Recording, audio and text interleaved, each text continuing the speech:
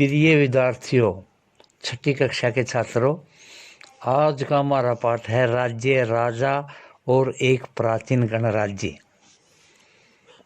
गणराज्य क्या होता है? जिस देश का मुखिया जनता द्वारा प्रत्यक्ष अप्रत्यक्ष रूप से चुना जाता है उसको गणराज्य बोलते हैं। कुछ लोग शासक कैसे बने? पहला पॉइंट है, लगभग 50 वर्ष से हम अपने शासकों का चुनाव मतदान के जरिए करते आ रहे हैं, लेकिन बहुत पहले लोग शासक कैसे बनते थे हमने अध्याय 4 में पढ़ा है।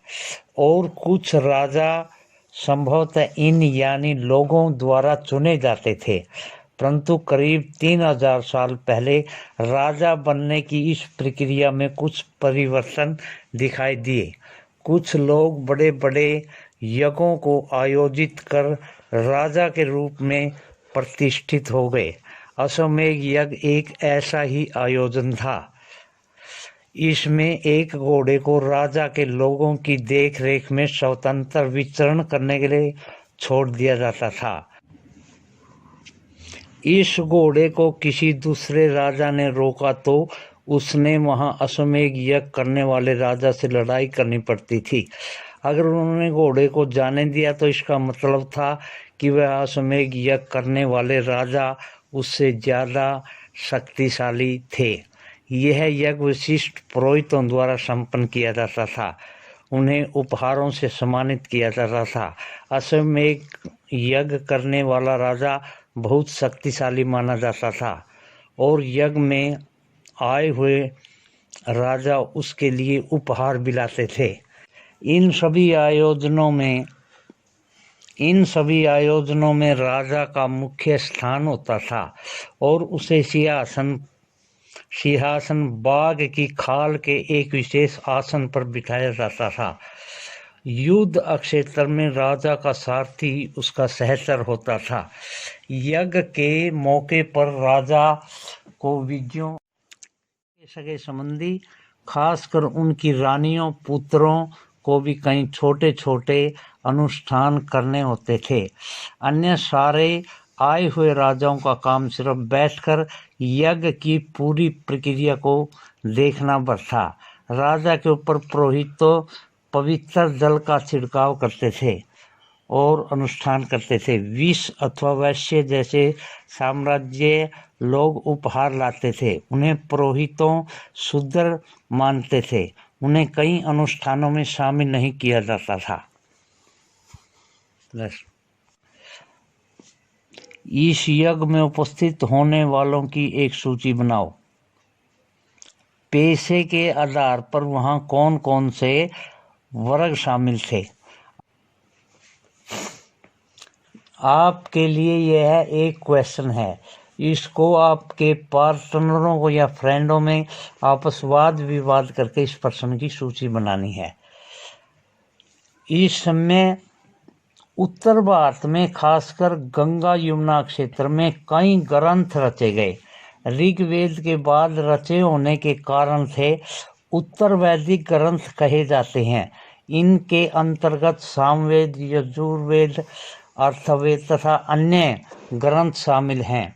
पुरोहितों द्वारा रचित इन ग्रंथों में विभिन्न प्रकार के अनुष्ठान और उसके संपादन की विधियां बताई गई हैं। इसमें सामाजिक नियमों के बारे में भी बताया गया है।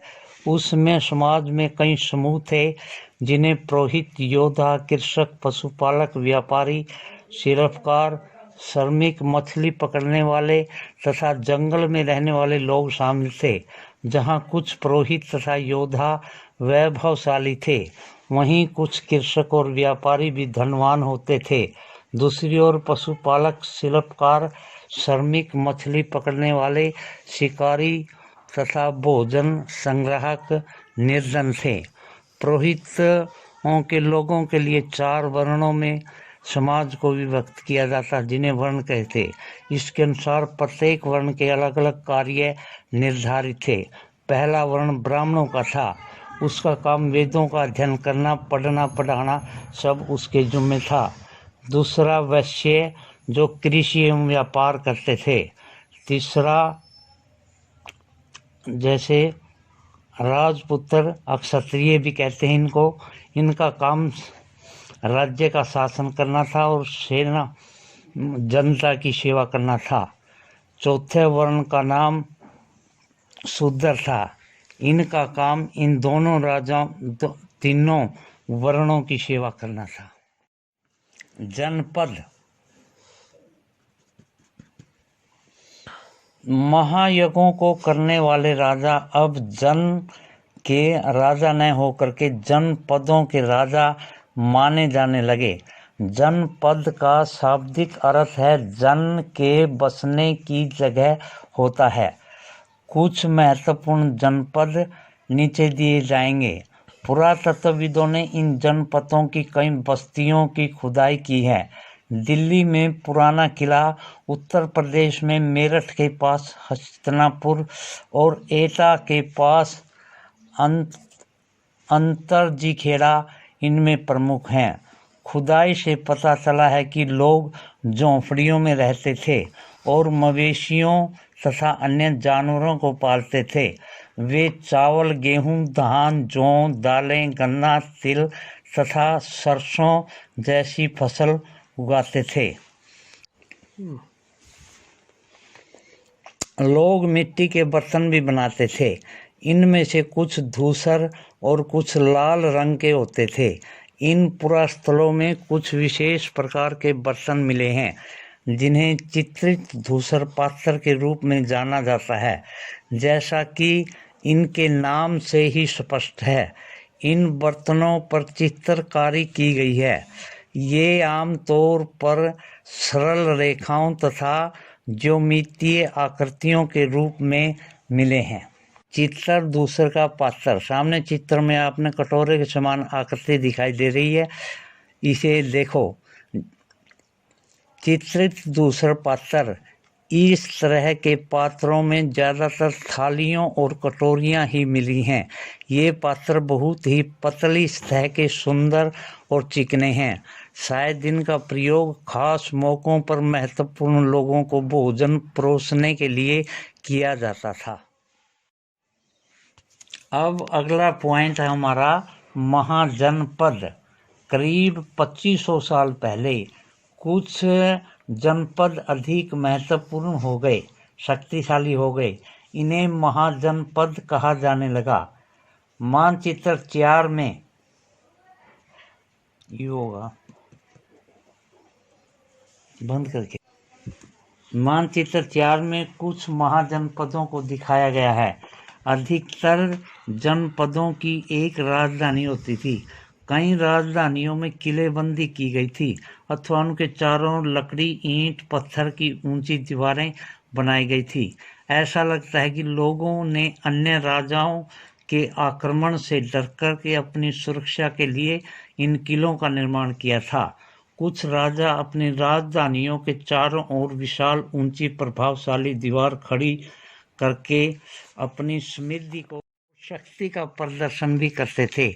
इस तरह से किले के अंदर रहने वाले लोगों और उस क्षेत्र पर नियंत्रण रखना भी सरल हो जाता होगा। इस तरह की विशाल दीवार बनाने के लिए व्यापक योजना की जरूरत थी और लाखों की संख्या में ईंटों तथा पत्थरों का इंतजाम करना पड़ता था। हजारों स्त्री, पुरुषों तथा बच्चों ने इसके लिए अथक परिश्रम किया होगा।